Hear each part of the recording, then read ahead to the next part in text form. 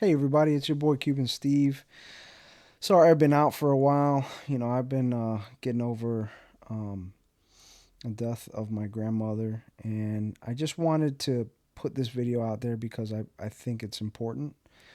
It's the way how we came to the United States.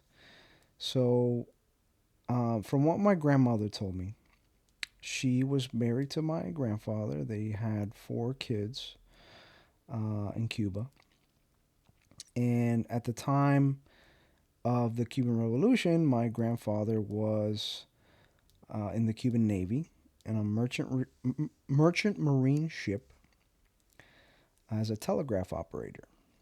And when the revolution started happening, the his friend came up to him and put a gun to his head and said, "Are you with us or against us?" And he's like, "I'm not crazy. I'm with you." You know. So after that incident, he contacted the CIA in New Orleans and he went ahead and escaped and fled to New Orleans, where he was picked up by CIA, taken back to Quantico, and they trained him along with a couple of other Cubans, and they sent them back. Um, so when they came back, my grandmother told me that their city was surrounded by like kind of like giant hills, and it was the rainy season. So my grandfather thought it would be best to go around the hills because of the rainy season and the fact that there could be mud on their boots. And so some of the other Cuban guys that went with him, they didn't listen, so they went through the hills. When my grandfather got around and back to the city, he had to obviously sneak by, but he made it, and he had understood that all the guys that came over that hill, um, they were waiting for him, and they all died. They shot him right then and there, the Cuban government. So, um, and that was Castro's people, and they were just killing everybody who was against them. They were just taking them to the street, shooting them left and right. Sometimes whole families. That's what I was told. This is according to my grandmother. And so then the only way that they could escape was if they dressed my grandfather up as a woman. So they did that. And they escaped and they got on a plane. Um, well, my grandmother and her four kids at the time, um, got on the plane that was meant to go to Miami. And my grandfather, he did his thing. And, when my grandmother arrived to the U.S., um, she was she was supposed to meet somebody there at the airport, and they had a sign with their last name. But I don't know if it was something that my grandfather told my grandmother or if something that my grandmother said, this seems off, kind of. So they just ignored him, and they didn't have a dime. She didn't even know English. Um, my mother was very young at the time, so I mean, not much help there. So she just left the airport, went to the um, La Torre de la Libertad or something, and they got their vaccines and everything. And it was because of wet foot, dry foot policy. Um, so they were U.S. citizens because of it. So now my grandmother had told me that after that incident, she ended up finding a place to stay with her kids with an old lady who lived in a nasty place. Apparently, there was cockroaches everywhere, but she gave her a place to stay. So, um, her only way to pay her back was by driving her around, the little old lady, like driving Miss Daisy. So she did that, and Eventually my family moved to Chicago. Um, and they were there until my mother, I think, turned 18 or something, and then she came back down here. Um, and everybody else followed her, for the most part, and they kind of lived their life. And so I was born here. I wasn't born in Cuba, but I was born here. Both my parents were Cuban.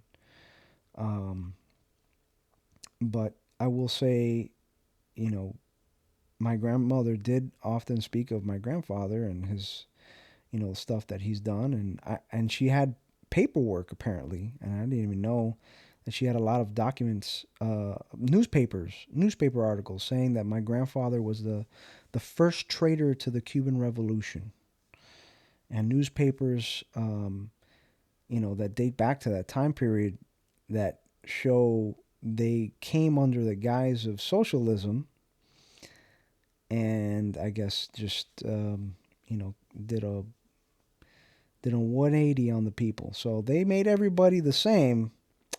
They made pretty much everybody, you know, poor. So, and I don't need to tell you the state of Cuba and how things are there.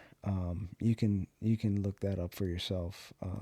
Buildings crumbling, and I went there for my honeymoon. Um, years back, and when we could go, and it's sad because according to my grandmother, Cuba was like even bigger than Las Vegas.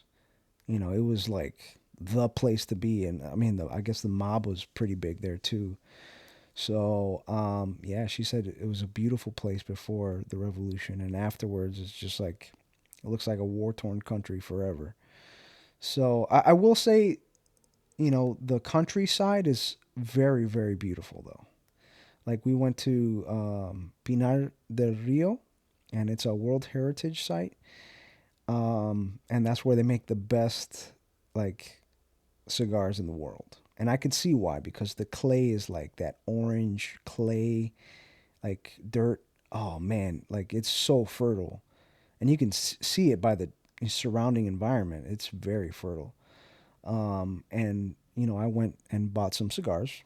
I still got some in a humidor, and I understand the allure of Cuban cigars, specifically the puros, um, because it's pure tobacco. And usually, when you smoke, you get this thing called the smoker's bite or something, and it kind of stings your tongue, and you want to stop for a little while. You don't get that with pure pure tobacco. You just don't. There's no fillers. There's no chemicals. It's just pure tobacco. I could understand. You can smoke that all day long, and I can understand why. But that aside, my grandmother told me that my grandfather, um, he had, when he, I guess, eventually came back to the United States, he had done a couple of jobs for the CIA, and some of that took place in different countries, like Panama, Australia, some other places, I guess. Um, and actually, there's a website called the Mary Farrell Foundation. If no one's aware of it, it's really interesting. They declassify, well, they get declassified material and put it out for the public to view. Um, so usually, what happens, from what I understand, I could be wrong. Leave a comment down in the comment section, if I am. But um, typically, what happens is, when certain people die, from when they were in a mission that was, um, I guess, clandestine, and they redact everything. They unredact. Is that even a word? Unredact. They clear up a lot of stuff. So my grandfather's on there. It was really fascinating, and apparently he had gotten also a medal from Ronald Reagan in the 80s, which is kind of cool. And yeah, there's just a whole bunch of stuff that she had left behind that was really interesting. But I think one of the things that really stuck with me that she told me was that, one of the first things that they did during the Cuban Revolution, and they took everybody's guns away. And I mean, you don't need to just see Cuba to see that there's a pattern there for a tyrannical government. So you've seen it in Nazi Germany and many other places in Soviet Russia. Like you're not able to have weapons, and that's the only way um, people can fight back. I mean, the Cuban people, they were stripped of that basic right that we have here in the United States, and unfortunately, they are also very, for the most part, brainwashed over there, um, and they just want you to pledge your loyalty to the state and nothing else. They don't even like religion, and you can do some research on that. So, long story short, I really appreciate the United States for what it is. I'm glad that I was born here. I'm glad that, I could tell the story after finding out, certain specifics of it that are really interesting to me, especially my grandfather's stint in the CIA. Um, and, it's sad because I really miss my grandmother, but at the end of the day, she was an amazing woman as well. I mean, she came here with 4 kids, with not a cent. She didn't have anything, and she made a life for herself. So, and she's not the only person that's ever done that. There's plenty of other people, probably in the millions, that have done something similar. You know, so you can't say that you can't make it because she literally had 4 kids and nothing.